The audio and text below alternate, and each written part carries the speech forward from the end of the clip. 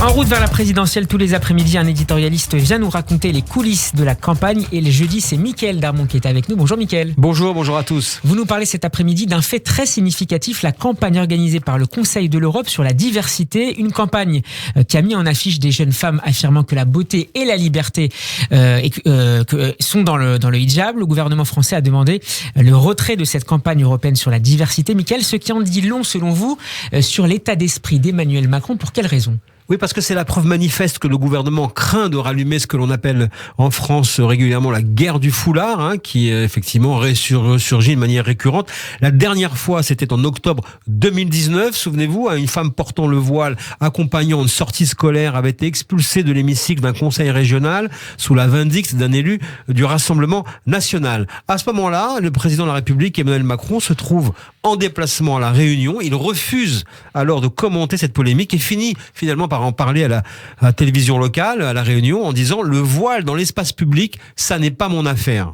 Et le même jour, d'ailleurs, il donne une interview dans l'avion du retour, une interview retentissante dont on a parlé aux journalistes de Valeurs Actuelles, dont on a parlé effectivement hier, sur les questions d'immigration et la place de l'islam en France. Et il justifie son approche en expliquant que cette mère de famille a mis son enfant à l'école de la République. Et c'est le plus important à ses yeux, beaucoup plus de la manière dont elle est habillée. Donc, si on résume, en octobre 2019, pour Emmanuel Macron, le voile dans l'espace public, ce n'est pas son affaire. Ce qui correspond d'ailleurs à sa véritable approche de la société. On s'en souvient, on l'avait évoqué à l'époque de son déplacement à Marseille, la ville des communautés reconnues dans l'espace public. Et voilà que 2 ans plus tard, en novembre 2021, le président de la République demande le retrait des affiches où des femmes affirment que le hijab, c'est la liberté. Volte-face importante donc du président, un tournant même à 360 degrés. Mickaël, pour quelle raison ? Parce qu'entre-temps, la campagne présidentielle a commencé avec un fait majeur, l'effondrement du socle de Marine Le Pen et la percée sondagière d'Éric Zemmour qui est suivie de très très près par l'Élysée. Non seulement parce que cela change la configuration stratégique de la campagne, mais aussi parce que cela pose la question de la motivation du vote des Français, ce qui est différent de leurs préoccupations quotidiennes. On voit dans les sondages que les Français sont préoccupés principalement et en premier lieu par les questions de pouvoir d'achat.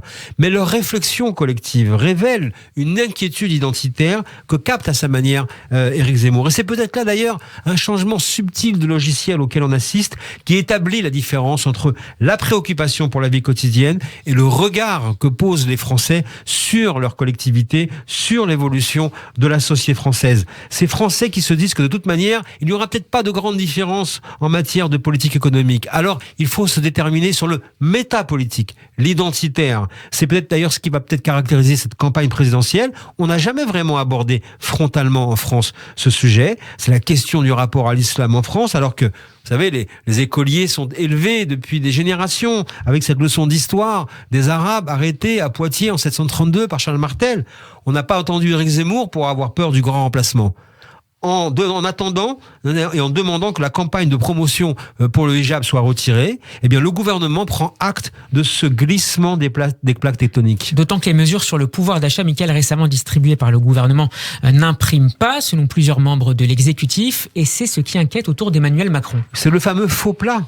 Le quoi qu'il en coûte préélectoral coûte quand même 10 milliards d'euros. Une nouvelle loi de finances rectificative inscrite au budget, en ce moment le déficit qui le grandit. Mais ces sommes-là, elles sont distribuées dans la plus grande indifférence des Français. Le gouvernement l'a bien perçu. Certes, les Français concernés sont contents de recevoir les aides et cela explique la popularité d'un président à 40% de popularité. Sauf que ses intentions de vote, elles sont aujourd'hui entre 23 et 24%. Et c'est dans ce décalage que réside peut-être le mystère de cette élection présidentielle. Parce qu'une élection présidentielle, c'est une mécanique de précision et une alchimie. En 2019, Macron disait « pas de naïveté à la Jospin ». Dont acte, alors que la reprise économique est là, il décide de faire retirer la campagne européenne sur le hijab. La France est le seul pays qui a fait cette demande. C'était contre les convictions profondes d'Emmanuel Macron, mais il est pragmatique. Il ne peut pas mettre en danger sa réélection, alors qu'il compte sur la droite pour remplir son stock électoral.